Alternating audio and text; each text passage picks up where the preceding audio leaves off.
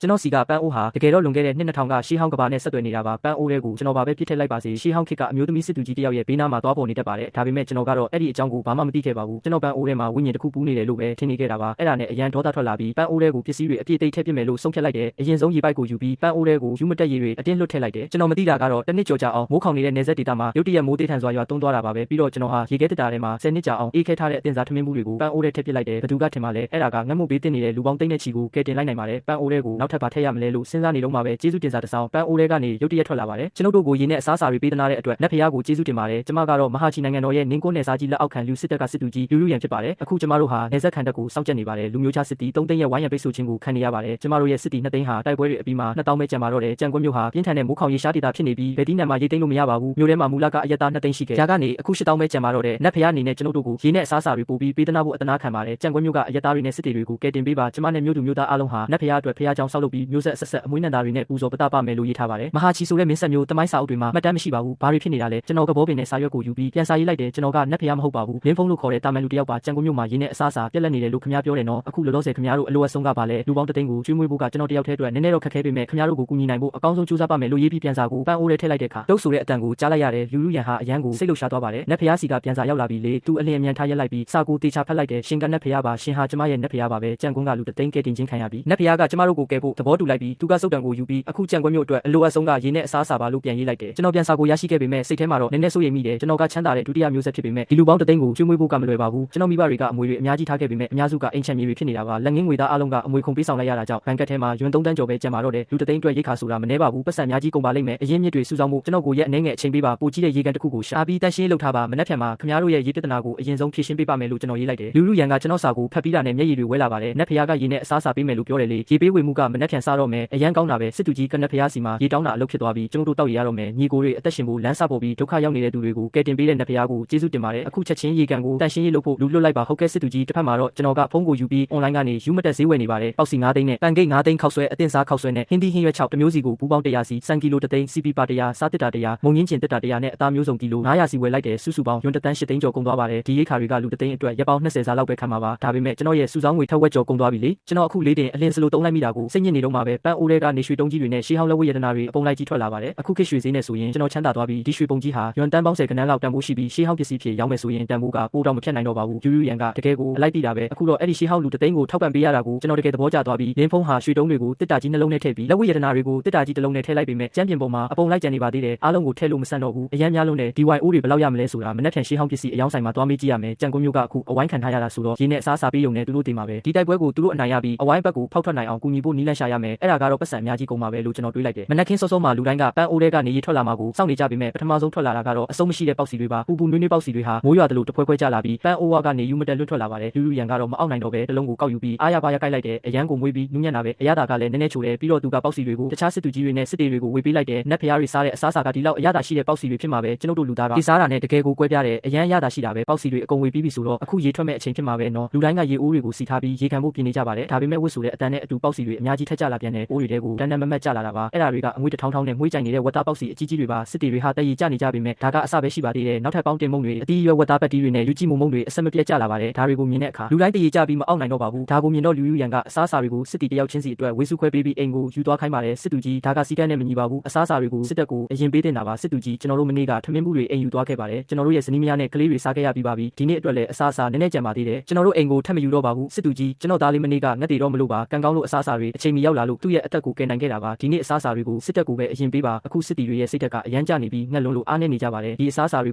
ိုစစ်တပ်ကိုယူသွားရင်စစ်တီတွေရဲ့စိတ်သက်တက်ကြွလာမှာတေးကြပါတယ်စစ်တီတွေကတင်းချင်းဆိုနေရကိုမြင်တော့လူယူရန်ကပေါက်စီတွေနဲ့ယူကြည့်မိုတွေကိုသူတို့ရဲ့ရင်ခွင်နဲ့အတင်းထည့်ပေးလိုက်ပါတယ်ဒါတွေကိုခင်ဗျားတို့မိသားစုစီယူသွားလိုက်ပါကျန်တာတွေကိုတော့စစ်စခန်းကိုတည်သွားမယ်စစ်တီအချို့ဟာအရန်ဝမ်းသာသွားပြီးအစားအစာတွေကိုရင်ခွင်ထဲမှာဝက်လိုက်ကြတယ်ဒါတွေကဖြူဖွေးနေတဲ့ပေါက်စီတွေနဲ့အသားတွေအပြည့်ထည့်ထားတဲ့ယူကြည့်မိုတွေပဲငါတို့မိသားစုတွေအရန်ပျော်သွားကြမှာတေးချတယ်တစ်ဖက်မှာတော့လင်းဖုံးဟာအနောက်ဘက်ဥယျာဉ်ကရေတွင်းကိုသွားစစ်ဆေးပါတယ်ရေတွင်းထဲကရေဟာအရန်ကြည်လင်နေတယ်သူကတမင်တကာမြည်ကြည့်လိုက်တယ်အင်းတောင်ပေါ်ဆန်းရေလိုအရသာမျိုးပဲဒီရေတွင်းကရေကိုသုံးရင်လူတသိန်းကိုထောက်ပံ့ဖို့ပြဿနာမရှိနိုင်ဘူးကျွန်တော်ရေတွင်းထဲကိုရေပိုက်ချလိုက်ပြီးရေစုပ်ဆက်နဲ့ချိတ်လိုက်တယ်ပြီးတော့ပိုက်ရဲ့တခြားတစ်ဖက်ကိုပန်းအိုးနဲ့ချိတ်လိုက်တယ်အဲ့ဒီနောက်ဆက်ကိုဖွင့်လိုက်တယ်ရေတွေဟာအရန်ကိုအားကောင်းပြီးပန်းအိုးထဲကိုစူညံစွာစီးဝင်သွားပါတယ်ရေရှိပြီဆိုရင်ထုတ်လုပ်မှုတွေစနိုင်ပြီးတီးနှံတွေစိုက်လို့ရပြီးမြို့တစ်မြို့လုံးကလူတွေအသက်ရှင်နိုင်ပြီးစစ်တီတွေနဲ့မြို့သူမြို့သားတွေကိုရေလာယူဖို့တန်းစီခိုင်းလိုက်ပါဟုတ်ကဲ့စစ်သူကြီးပြီးခဲ့တဲ့အချိန်ကစစ်သူကြီးအိမ်တော်ကရေကိုတရက်ထက်ဝက်ပဲပေးနိုင်ခဲ့တယ်ကျွန်တော်မိသားစုတစ်ခုလုံးကရေနဲ့ငယ်ပဲတောက်ခဲ့ရပြီးကုန်သွားတယ်အခုရေထက်ရမယ်ဆိုရင်တကယ်တာရေရမယ်ဆိုရင်ကျွန်တော်တို့အားလုံးအသက်ရှင်ဖို့မျှော်လင့်ချက်ရှိပြီးမျက်မြစ်တွေနဲ့တစ်ခေါက်တွေကိုပြုတ်စားလို့ရပြီးဟုတ်တယ်ကွက်တီပဲ ပဲငါတို့နောက်ဆိုရင်စားဖို့အတွက်ကလေးတွေကိုလဲလှယ်နေစရာမလိုတော့ဘူးတစ်ဖက်မှာတော့ကျွန်တော်ဟာဒေတာတွင်းကလူသိမ့်မသိတဲ့ရှေးဟောင်းပစ္စည်းဆိုင်လေးတစ်ဆိုင်ကိုတွားခဲ့ပါတယ်ဒီမှာရှေးဟောင်းပစ္စည်းဝယ်သလားပစ္စည်းကဘယ်မှာလဲငါ့ကိုပြပါဦးကျွန်တော်ကတစ်တာငယ်လေးတစ်လုံးကိုထုတ်ပြီးအဖိုးကြီးစီကိုတိုးပေးလိုက်တယ်အဖိုးကြီးကရိုးရှင်းလာတဲ့ခေတ်ပေါ်တစ်တာကိုမြင်တော့မျောလင်းချက်ကတဝက်လောက်ရောသွားပေမဲ့တစ်တာကိုဖွင့်လိုက်လို့ရတနာရီစီချထားတဲ့ဝိုင်းကွက်အိုးသုံးလုံးကိုမြင်လိုက်ရတဲ့အခါမျက်လုံးတွေပြူးထွက်သွားပါတယ်သူကတုံရင်နေတဲ့လက်တွေနဲ့ဝိုင်းကွက်ကိုအသားရကင်ပြီးအောက်ခြေကိုစစ်ဆေးတယ်ငကားပတ်ပုံစံတွေကိုတေချာကြည့်တယ်ရွှေသားနဲ့ကြောက်မြတ်အရေးသွေးကိုစစ်ဆေးပြီးတော့ချက်ချင်းပဲစိတ်လှုပ်ရှားသွားပါတယ်ဒါဟာလွန်ခဲ့တဲ့နှစ်ထောင်ကျော်ကပစ္စည်းပဲတကယ်ရတနာပဲဘယ်ပြတိုင်းမှာဒီခေတ်ကပစ္စည်းမျိုးမရှိဘူးဝိုင်းကွက်အိုးတွေကိုအရင်ကတူးဖို့ဘူးပေမဲ့အဲ့ဒါတွေကကြီးဒါမှမဟုတ်ကြွေဒါမှမဟုတ်တန်တွေနဲ့ပဲလှုပ်ထားတာဒီလိုရွှေသားနဲ့လက်ရမြောက်တာမျိုးတစ်ခါမှမမြင်ဘူးနေပါဦးအောက်ခြေမှာစားသားပါသေးတယ်မဟာချီဘရင်အသုံးဆောင်ထွက်တာတဲ့အဖိုးကြီးကခုန်ထရက်ပြီးစိတ်လှုပ်ရှားလုံးလို့ရောင်မတောင်ဖြစ်သွားတယ်မဟာချီနိုင်ငံတော်ကတကယ်ရှိခဲ့တာပဲတရားဝင်သမိုင်းမှာမှတ်တမ်းမရှိပေမဲ့ရခိုင်ရန်ခါတော့ဖော်ပြတာမျိုးရှိတယ်မဟာချီက250ပဲတည်ရှိခဲ့တာကျွန်တော်နှလုံးခုန်တန်တွေမြင်လာတယ်250ပဲလားလူရန်ကနောက်ဆုံးမှတေးဆုံးသွားတာပဲပေါ့ပြီးတော့အဲ့ဒီလူတသိန်းလဲတိုက်ပွဲမှာတေးသွားကြတာပေါ့ကျွန်တော်ကအဖိုးကြီးကိုချက်ချင်းမေးလိုက်တယ်ဒီဝိုင်းကွက်ကဘလောက်တန်တယ်လဲအဖိုးကြီးကလက်ညိုးနှစ်ချောင်းထောင်ပြတယ်2တန်းလားဒါမှမဟုတ်တန်း20လားတန်း100အဖိုးကြီးကပြုံးပြီးခေါင်းညစ်တယ်တန်း100ဆိုတာအနည်းဆုံးခံမှန်းချက်ပဲဒီနိုင်ငံကပစ္စည်းတွေတစ်ခါမှမပေါ်ဘူးသမိုင်းမှတ်တမ်းချို့မှာတော့ဒီနိုင်ငံရှိခဲ့တယ်လို့ဆိုတယ်တဘာဝဘေးအန္တရာယ်တွေစစ်ပွဲတွေနဲ့ပြည်တွင်းစစ်တွေကြောင့်ပျက်စီးသွားတာမဟာချီမှာစစ်သူကြီးဟော်ဖူပင်းလိုတော့တဲ့အမျိုးသမီးစစ်သူကြီးတယောက်ရှိခဲ့ဘူးတယ်ဒါပေမဲ့မှတ်တမ်းတွေမှာတော့မဟာချီเจ้าကိုမကောင်းတာတွေပဲရေးကြတယ်အကျင့်ပြတ်ချစားတဲ့အရာရှိတွေကြီးစိုးတယ်ဧကရိကအယုတ်လိုပဲကောင်းကင်ကဘေးဒုက္ခတွေကြားရောက်တယ်လူတွေကတော့ဒုက္ခတွင်းထဲမှာနေရတယ်ဒါပေမဲ့အဲ့ဒီအမျိုးသမီးစစ်သူကြီးအကြောင်းကိုတော့ကောင်းကင်ကဆင်းသက်လာတဲ့ငကားပြန်တကောင်လိုပဲအကောင်းတွေချီးရေးထားကြတယ်အဲ့ဒီစစ်သူကြီးနာမည်ကဘယ်သူလဲလူရန်နဲ့သူကအသက်20မှာစစ်သူကြီးဖြစ်ခဲ့ပြီးလင်းကွန်းနယ်စားကြီးအဖြစ်ချင်းချင်းခံရတယ်အသက်22နှစ်မှာပဲသူတေဆုံးခဲ့တာသူတေပြီးမကြခင်မှာပဲမဟာချီနိုင်ငံတော်ကြီးပျက်စီးသွားခဲ့တယ်ကျွန်တော်ရဲ့ဖုန်းကတစ်သားစပွဲပေါ်ကိုဝုန်းကနေကျသွားတယ်ကျွန်တော်တကယ်ပဲကြောင်သွားမိတယ်